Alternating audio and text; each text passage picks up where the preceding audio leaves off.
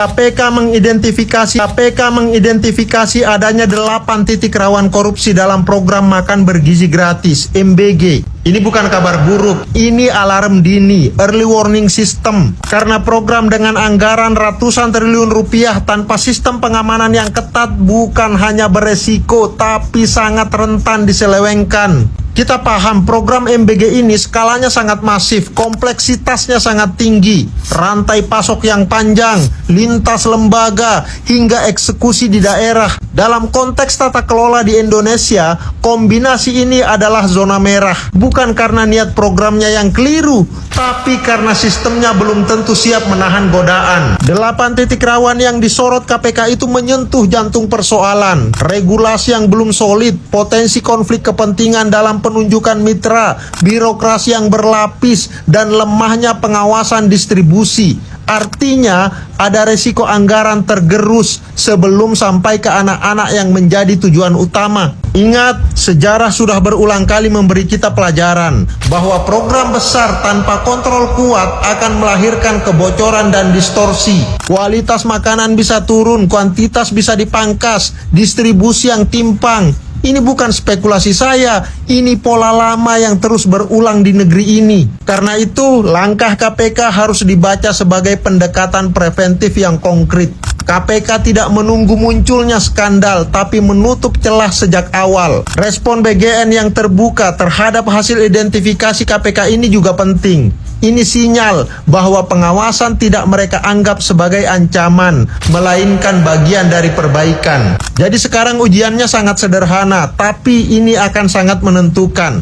Apakah peringatan ini akan diterjemahkan menjadi sistem nyata atau berhenti sebagai wacana? Slogan bahwa tidak ada ruang gelap harus diwujudkan dalam tindakan nyata. Regulasi yang tegas, transparansi penunjukan mitra, digitalisasi alur anggaran dan distribusi, pengawasan aktif di daerah, dan audit real time. Jika ini dijalankan, maka MBG bukan hanya program sosial. MBG bisa menjadi standar baru tata kelola anggaran publik, bersih, presisi, dan benar-benar sampai ke yang berhak. Dan kalau bisa kepala BGN diganti aja, ganti ke yang lebih kompeten. Presiden Prabowo tiba-tiba nyisir ulang program MBG yang tadinya udah jalan, sekarang diperketat. Ada apa sih kok tiba-tiba? Ternyata laporan para warga udah numpuk guys. Keluhan dari adik-adik dan ibu-ibu tentang MBG sudah sampai ke Presiden. Video-video yang viral, real satu persatu ditonton. Hasilnya, ribuan SPPG yang nakal langsung kena suspend. Gak ada toleransi bagi yang suka nyunat anggaran atau yang main-main di distribusi MBG. Gak dikasih ampun sama Presiden. Nah, sekarang Wakil Ketua BGN, Nanik Sdeyang juga bilang penyaluran MBG sedang dioptimalkan sesuai dengan arahan dari Pak Presiden Prabowo. Artinya, yang nerima harus benar-benar yang butuh dan gak asal bagi-bagi saja. Presiden Prabowo ingin program MBG serius dan benar. Gak mau program bagus malah jadi gak adil. Sekarang datanya lagi dicek ulang oleh BGN. Pelan-pelan dibenerin biar yang nerima memang benar-benar yang layak dan tata kelolanya makin baik. Gimana menurut kamu? Program lain malah dipakai buat motor trail, Pak. 113 triliun per tahun, Pak. Mampu nggak negara? Mampu, Pak. Membiayai program lain yang jauh lebih besar saja mampu, Kak. Mampu, Pak. Program lain malah dipakai buat motor trail, Pak. Ini buat kesehatan rakyat, Pak. Mampu, Pak. Kalau saja wakil-wakil rakyat masih banyak yang bicara mewakili suara rakyat, mungkin benar Indonesia bagian nomor 1 di dunia. Yang jadi pertanyaan, masih adakah pejabat-pejabat yang lain yang mampu bersuara seperti ini? Orang tua yang memposting menu MBG di medsos bisa kami pidanakan dengan Undang-Undang ITE. Aku memang nggak paham hukum, tapi melihat hukum ini kayak pisau, tajamnya selalu ke bawah. Kalau anak, bagaimana orang tuanya? Kalau organisasi, bagaimana pimpinannya? Kalau suatu organisasi dimulai dari pimpinan yang otoriter, hukum ini hanyalah simulasi, hanyalah permainan. Mampu, Pak. Kalau 100% kepesertaan BPJS Kesehatan dibiayai oleh negara. Percaya, siapa bilang nggak percaya? Justru pengkritik-pengkritik itu orang-orang yang paling optimis percaya sama Pak Prabowo. Gak ada satupun orang yang kritik untuk menjatuhkan. Mereka kritik untuk jagain jalannya pemerintahan ini biar gak melenceng kemana-mana. Dan yang harusnya Pak Prabowo dengar adalah poin atau inti dari statement pengkritik tersebut. Kalau yang nyampe di kuping Pak Prabowo yang jelek-jelek doang, ya di reshuffle aja. Berarti pembisiknya toksik. Lagian rakyat idaman Bapak itu yang gimana sih? Yang diem aja gitu, yang pasrah sama Tuhan, yang selalu bersyukur.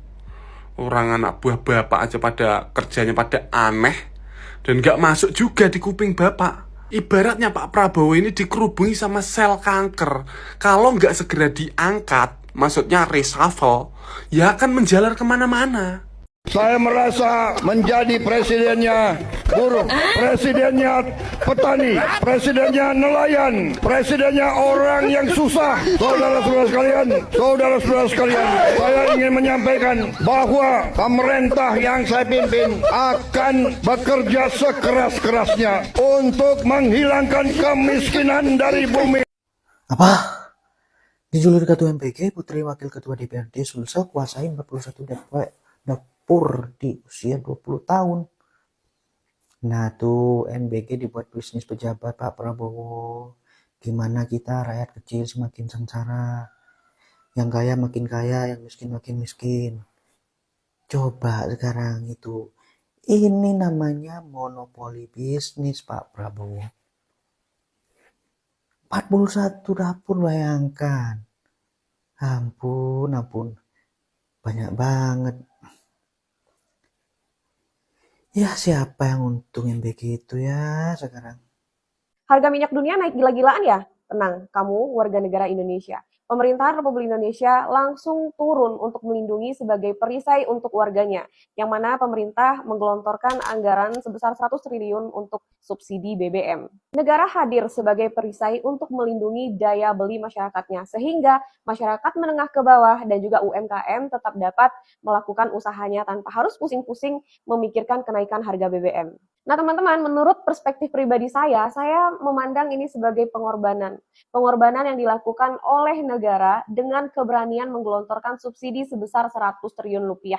Ketika di belahan dunia yang lain, negara itu sudah sibuk menaikkan harga BBM untuk menstabilkan APBN mereka, namun negara kita mengambil langkah berani untuk menggelontorkan uang atau anggaran sebesar 100 triliun untuk memberikan subsidi kepada rakyat kelas menengah ke bawah. Melihat fenomena ini kawan-kawan, saya jadi ingat salah satu teori tentang pelayan publik. Dan ini teori digagas oleh Robert Greenleaf. Robert Greenleaf mengatakan kepemimpinan itu adalah soal melayani, bukan ingin dilayani. Kalau kita korelasikan kepada Pak Prabowo Subianto, gaya kepemimpinan beliau ini memang begitu detail dan peduli kepada rakyat.